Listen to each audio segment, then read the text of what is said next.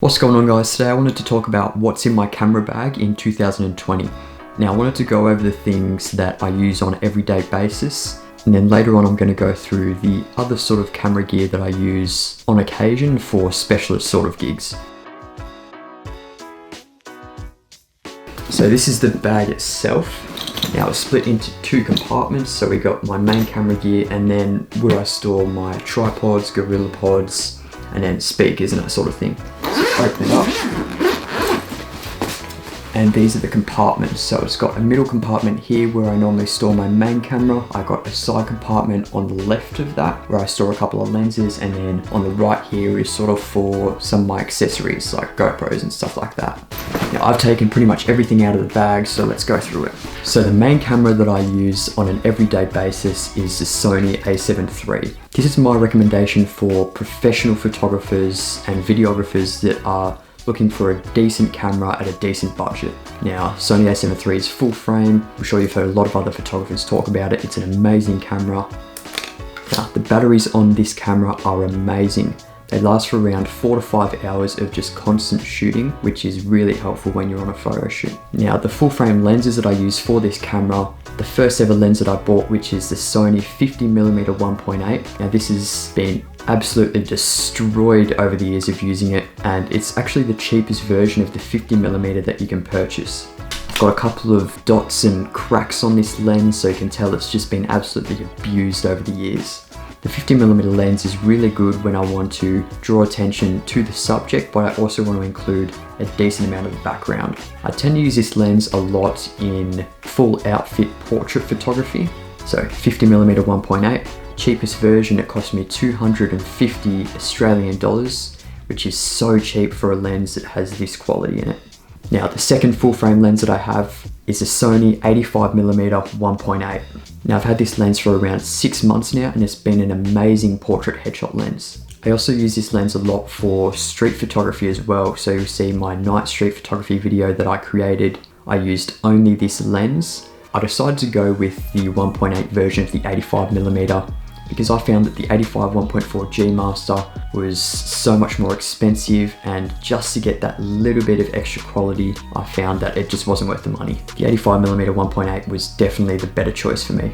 The next lens that I use for my full frame A73 is the Sigma 14 to 24mm 2.8. Now I've had this lens for a couple of months now, and it's been an amazing wide angle lens. So I normally use this lens when I'm recording vlogs or behind the scenes footage for my portrait photo shoots, as well as street photography as well. Okay, now the second camera I use for my backup camera and behind the scenes footage is the Sony A6400. Now I actually use this camera a lot more for video than I would with my A73, which I'm recording on right now. I find it a lot more useful for video because it's got the flippy screen, which means that I can see myself when I'm vlogging. It's also a lot easier to check how my shots are framed up when I'm shooting with it. It records in 1080p 120 frames per second, which is super useful for getting that slow-mo footage. It records in 4K. The only issue with this camera is that it doesn't have IBIS, which can be a little bit annoying. I've done a lot of street photography with the Sony A6400 as well, and despite it being a crop censored camera, I find that when I'm using it with a 50mm lens, it's really good for street photography. Now the A6400 has really small batteries, and the battery life is pretty average, so I actually have 3 of these small batteries. It's also a very lightweight camera as well, unless you're putting a heavyweight lens on it. A6400, highly recommend it. Now next up was my best purchase that I've ever made. It's the best investment, and that's the Gopro Hero 7. Now this GoPro has been super useful when I'm doing point of view street photography videos. The Hero 7, you can't attach any additional lenses to it, but I found that the footage comes out super stable, and if you need to, you can also attach external audio into this. I find it's very helpful when you don't want to carry around a really big vlogging setup, so you can be very discreet with this camera. Again, the only issue with this, similar to the A6400, is that the batteries are really small. I found that the batteries for this only last probably around 45 minutes to an hour, but I do have 3 of these small batteries. Now I've got a bunch of different attachments for my GoPro, so I got this one just here, and this allows the GoPro to be attached to a tripod or a gorilla pod if I want to set it up and use it as like a second or third camera. I've also got a head mount as well. I've got a chest mount too, but I tend to not use that very often. Okay, so the microphone that I use the Rode Videomic Pro. There's a couple of different editions with these Rode Video mics. There's a Pro, there's a Pro Plus, there's a Micro. I just ended up buying this one because it was at a decent price point and I didn't feel like I needed the extra features that the Videomic Pro Plus actually offered. If I want to record a video in my bedroom, then what I'd do is I'd have this on a boom stand on the corner of my video. I also have a dead cat for the Rode Videomic Pro, and this is very useful for getting rid of any wind noise that you have on location. Now, wireless audio, this was a recent purchase of mine and I found it to be super useful when I need good quality audio but I need the camera to be at a fair distance away from me. It's good for commentary videos and that is the Rode Wireless Go. Now the good thing about this is it has a clip on it, so you can just clip it to one of your shirts and then have it there to get really good quality audio. Now when I'm vlogging, the next thing I tend to use on location is a GorillaPod or a tripod. Now a GorillaPod's nothing special, it's not exciting either, but it's something that you'll need if you're recording YouTube videos or vlogs. I've got the 5K GorillaPod kit and it's super handy because it splits into two parts so it will fit into one of my compartments in my camera bag. Now next thing is a wireless Bluetooth speaker. Now this is a fairly small one, it cost me $20 and I bought it from Big W, and this is one of the best investments you can make to change up the mood of any portrait photo shoot.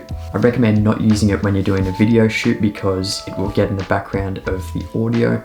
Now you can get any Bluetooth speaker, they're so cheap nowadays. So I recently bought a gimbal for video and this is the Dji Ronin Sc, and this is good for mirrorless cameras and it's also super lightweight as well.